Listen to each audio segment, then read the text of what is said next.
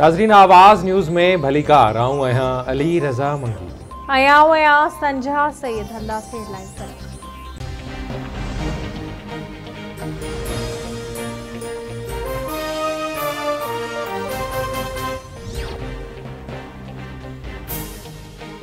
ठटे सिजावल ज़िलनि में सामूंडी बीरुन में गैर मामूली चाड़ अची वियो। सामूंडी पट्टी के इलाइक़े केटी बंदर गाड़ो बघाड़ खारोचाण में तूफ़ानी बरसातुनि सामूंडी बीरुन तबाही मचाए छॾी। सवे ॻोठ पाणी हेठि अची विया। हज़ारे माण्हू पाणी में फाथल। समुंड खां बचाव लाइ ॾिनल बचावबंदनि खे हंधा हंधा घारा पवण सबबि केटी बंदर बचावबंदनि खे हंधा हंधा घारा पवण सबबि केटी बंदर विया। हज़ारे माण्हू पाणी में फाथल। समुंड खां बचाव लाइ ॾिनल बचावबंदनि खे हंधा हंधा घारा पवण सबबि केटी बंदर जे 11 ॻोठनि समेत लाड़ जी तारीख़ी शहर खारोछाण में भी समुंड जो पानी दाख़िल थी वियो। चोहड़ जमाली वेझो शाहबंद जी सामूंडी पट्टी में बीरुनि में चाड़ अचण बाद बचावबंद टुटी विया। 50 खां वधीक ॻोठ पाणी हेठि अची विया। सामूंडी बीरुनि में चाड़ सबबि जाती जी सामूंडी पट्टी जे मुख़्तलिफ़ ॻोठनि में पाणी दाख़िल थी वियो। केतिराई ॻोठ पाणी हेठि अची विया। केतिराई कचा घर डही पट पइजी विया। खाधे पीते जो सामान भी लुढ़ी वियो। मुतासिरनि रोडनि ते पनाह वठी छॾी। ज़िले इंतज़ामिया खां वाहड़ जी अपील। खारोछाण केटी बंदर शाहबंदर जाती सॼण वारी आथरकी जी सामूंडी पट्टी जे ॻोठनि जो ज़मीनी राब्तो कटिजी वियो।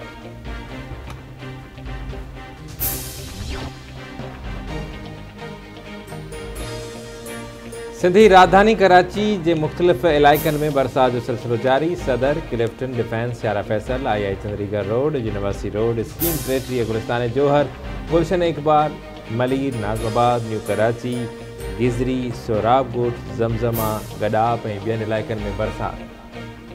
सामूंडी वीरुनि में चाड़ खां पोइ सीवियो ऐं हॉक्स बे जे रोडनि ते भी पाणी अची वियो।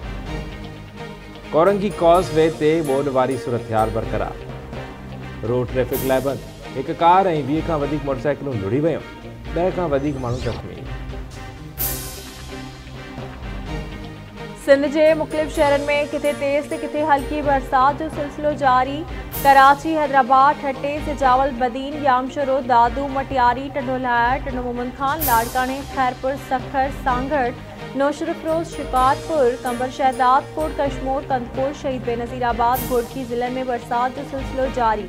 हाला टंडुद्याम बाडर बिरिया सिटी वुडो कमरानी चंबड़ डेई दोदापुर गाजी खावड़ गुलाब लिगारी नौरजा खानपुर लालू राइन मेहर मोहनजोदड़ो नबीसर रोड नसीराबाद ओबावड़ो पीर जो गोट काजी अहमद राधड़ सगियू सराड़ी तलहार थड़ी मोहब्बत बगन बुलंदशाह करीम कुबो सईद खान ओबावड़ो सन काजी अहमद बुलंदशाह करीम ऐं ॿियनि इलाइक़नि में भी बसकारो। बिजली ऐं मवासिलात जो निज़ाम मुतासिर। हेठाई वारा इलाइक़ा पाणी हेठि अची विया। टंडोलायर जे तालिब मौला कॉलोनी में बरसात दौरान घर जी छित किरण सबबि हिकु ॼणो फौत हिकु औरत ज़ख़्मी। कुबो सईद खान में मस्जिद जी छित किरण सबबि 10 वरियनि जो नींगर दबजी फौत। हाला बरसा ॻोठ माही मोची में बिजली जो करंट लॻण सबबि नौजवान फौत थी वियो।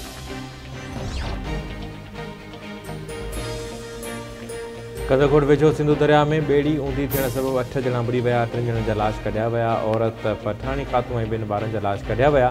3 ॼणा बेहोशी वारी हालत में अस्पताल मुंतक़िल।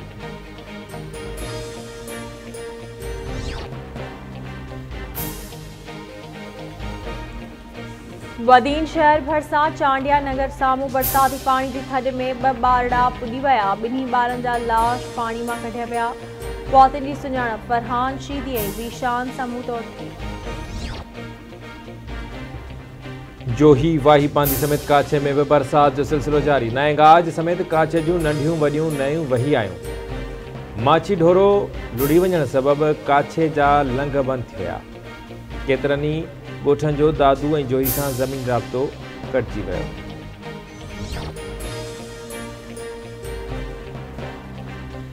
ठाणे बुलाखां समेत कोहिस्तान के मुख्तलिफ़ इलाइक़नि में बरसात जूं तबाहकारियूं। 150 खां वधीक घर डही पट थी विया। ज़मीनी राब्ता भी कटियल। मोल तोंग थाणो आरिफ खान भाल ऐं ॿियनि इलाइक़नि में कचा घर पट पइजी विया। ॻोठ अली मोहम्मद शोणो में 8 बकरियूं भी पाणी में लुढ़ी वियूं।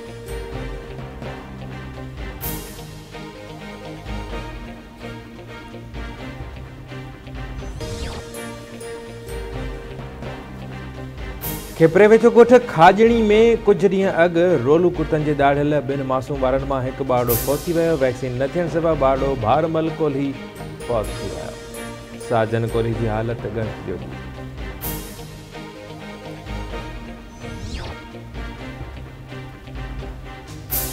कोयटा जे इलाइक़े सरगड़ी वटि कोयले खां अंदर साह बुसाटण सबब 4 पोढ़े फौत थी विया। फौतनि में मोहम्मद खान ऐं फज़ल रहमान शामिल। ॿिनि फौतनि जी सुञाणप न थी सघी।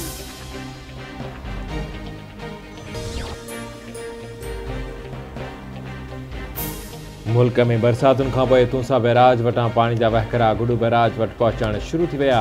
कुछ ॾींहंनि अंदरि गुडू बैराज वटि विचोले दर्जे जी ॿोर जा इम्कान। गुडू ऐं कोटली बैराज वटि नंढी ॿोर बरक़रार। तूंसा बैराज वटि विचोले दर्जे जी ॿोर। तरबेला डैम जी सतह 1546 फुट ताईं पहुची वई। गुडू ऐं सखर बैराज वटि वहकरनि में लगातार वाध। आपाशी खाते चवण त पोइ सुलेमान में बरसातुनि सबबि तूंसा वटि पाणी जी सतह में वाध थी रही आहे।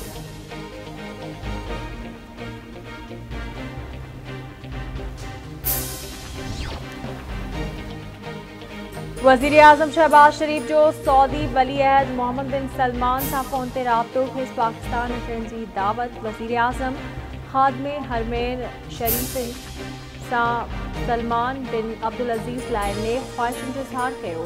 सऊदी नायब वज़ीर आज़म ऐं दिफ़ाई वज़ीर शहज़ादे मोहम्मद बिन सलमान वज़ीर आज़म खे जश्न आज़ादी जूं वाधायूं ॾिनियूं ऐं पाकिस्तान जी तरक़ी तोड़े ख़ुशहाली लाइ नेक ख़्वाहिशुनि जो इज़हार कयो।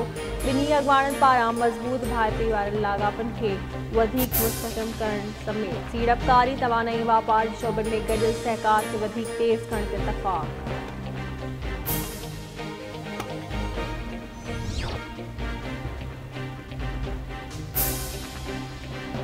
इमरान ख़ान जा जलसा अवाम के मेले जी तफ़री फराम कनि था। नचण ऐं कुॾण सां मुल्क तरक़ी करे हा त मुल्क जो सरबराह को तबलो वॼाइण वारो हुजे हा।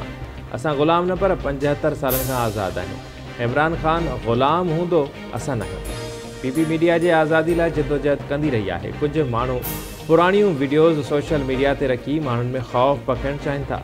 सिंध जे वॾे वज़ीर मुराद अली शाह जूं कराची जे NIHCH में ॿारनि खे पोलियो खां बचाव जा फुड़ा पियारे। पोलियो मुहिम जे इफ़्तिताह खां पोइ मीडिया सां ॻाल्हियो। कानपुर महर में नौजवान विजय कुमार ते तशद्दुद जो केस। SHO समेत हिकु अहलकार ऐं 4 दीवाननि ख़िलाफ़ दाख़िल। अदालती हुकम ते नौजवान विजय कुमार जी फरियाद ते तशद्दुद करण जो केस दाख़िल कयो वियो। केस में SHO अरबेलो साजी, एहलकार पुनल नोहाणी, दीवान बचा राम, मोतीराम, अमरेश कुमार ऐं हरेश कुमार जवाबदार तौरु नामज़द। हैदराबाद जे न्यूरोसर्जन पारां सिंध में पहिरियों भेरो माइक्रो एंडोस्कोपिक ज़रिए शहरग ऐं दिमाग़ जे रगुनि जो कामयाबु ऑपरेशन। ख़ानगी अस्पताल में 50 वरनि जे मरीज़ सदा हुसैन जी शहरग जो कामयाबु ऑपरेशन कयो वियो। डॉक्टर पीर असद जो चवणु आहे त ऑपरेशन खां पोइ मरीज़ बिना देरि चुरपुर शुरू करे ॾिनी आहे। मरीज़ जी सॼे पासे वारी शहरग मुकमल तौर खां खाॿे पासे वारी शहरग 50% बंदि हुई। ऑपरेशन खां पोइ मरीज़ जी चुरपुर में केतिरा ई महीना लॻी वेंदा आहिनि।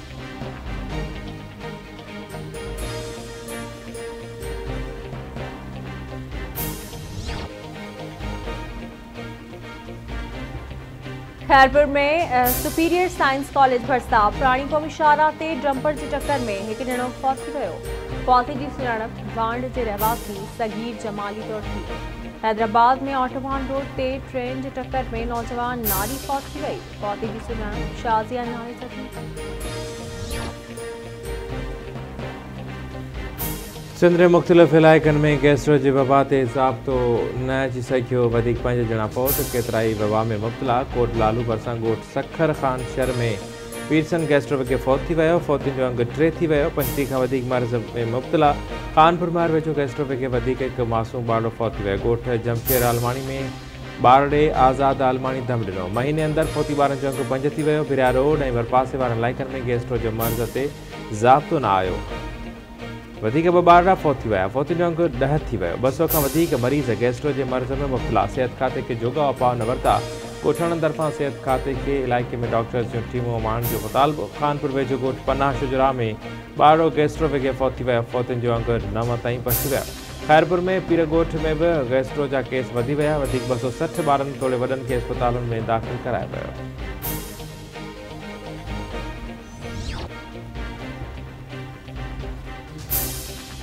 मुबारकपुर भरिसां मूसा अला शाह खे लॻल घारो बंदि न थी सघियो। घारो वधी 100 फुट थी वियो। इतला बावजूद आपाशी अमले घारो बंदि करण लाइ के बि कदम खयां ऐं मसरूफ़। पाणी घरनि में दाख़िल थी वियो। केतिराई इलाइक़े वासी पंहिंजनि घर ख़ाली करे महफ़ूज़ हंधनि नामुंकिन।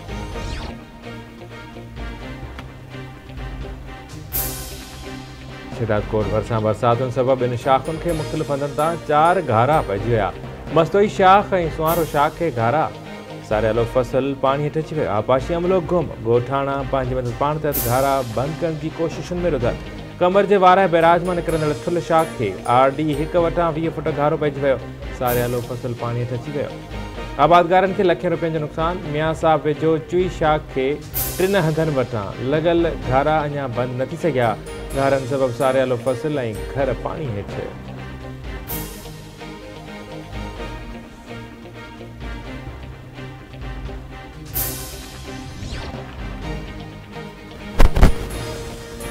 शहदादपुर जी कालू फकीर मकान पाड़े में बिजली जो करंट लॻण सबबि नींगर फौत थियो। फौती नींगर अली रज़ा ॾेपर जे घर में कोहराम अची वियो। मटियारी जे नीरसन पाड़े में नौजवान फिरोज़ कोसो कतर जी मशीन मां करंट लॻण सबबि फौत थी वियो।